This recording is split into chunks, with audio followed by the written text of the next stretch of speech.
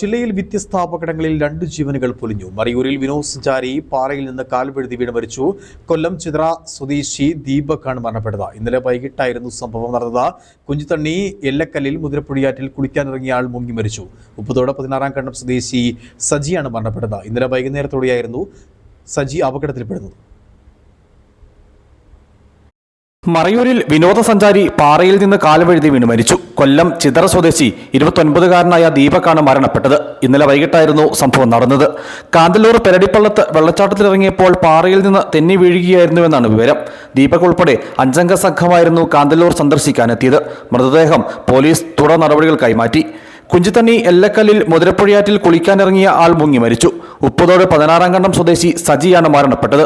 ഇന്നലെ വൈകുന്നേരത്തോടെയായിരുന്നു സജി അപകടത്തിൽപ്പെട്ടത്. ജോലി കഴിഞ്ഞ് സുഹൃത്തുമൊന്നിച്ച് എല്ലക്കൽ പാലത്തിന് സമീപം കുളിക്കാനിറങ്ങവേ സജി അപകടത്തിൽപ്പെടുകയായിരുന്നുവെന്നാണ് വിവരം. മൃതദേഹം പോലീസ് തുടർ നടപടികൾക്കായി മാറ്റി. News bureau, Adimali.